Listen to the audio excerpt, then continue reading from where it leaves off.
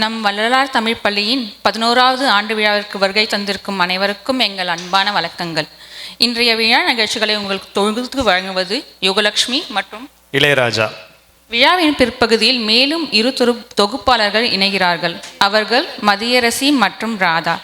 இந்த வாய்ப்பளித்த வள்ளலார் தமிழ் பள்ளிக்கு நன்றி தெரிவித்து எங்கள் முன்னுரையை துவங்குகிறோம். மொழி என்பது ஒலிகளின் தொகுப்பு அல்ல, ஒரு இனத்தின் உயிரோசை.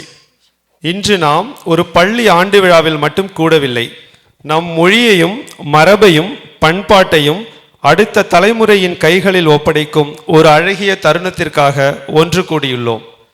குழந்தைகளின் கனவுகள் மேடையேறும் நாள் இது. அவர்களின் முயற்சிகள் கைத்தட்டல்களாக மலரும் நாள் இது. முதல்வரின் உழைப்பும் பள்ளி நிர்வாகிகளின் உழைப்பும் பெற்றோர்களின் பெருமையும் ஆசிரியர்களின் அர்ப்பணிப்பும் அர்த்தம் பெறும் நாள் இது. பலவேறு ஊர்களில் பிறந்து வளர்ந்து வாழ்ந்து வந்தாலும் நாம் அனைவரையும் அக்கா, அண்ணன், தங்கை, தம்பி என்ற உடன்பிறப்புகளாய் இணைக்கும் ஒற்றை புள்ளி, அந்த உயிர் புள்ளி தமிழ்த்தாய். அந்த தமிழ்த்தாயை இந்நாளில் வாழ்த்தி நிகழ்ச்சியை தொடங்குகிறோம்.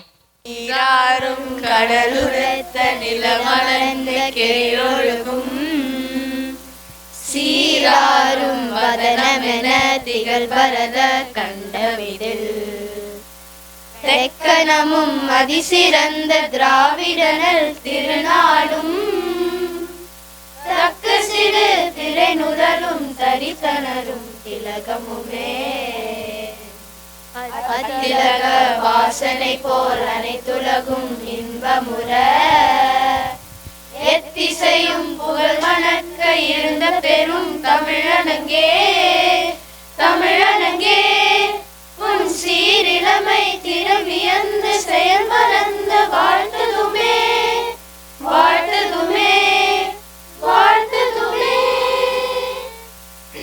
தமிழ்த்தாய் வாழ்த்து பாடலை சிறப்பாக ஒருங்கிணைத்த திருமிகு ஸ்ரீமதி அவர்களுக்கும் குழந்தைகளுக்கும் மிக்க நன்றி. இந்த நேரத்தில் ஒரு தகவல்.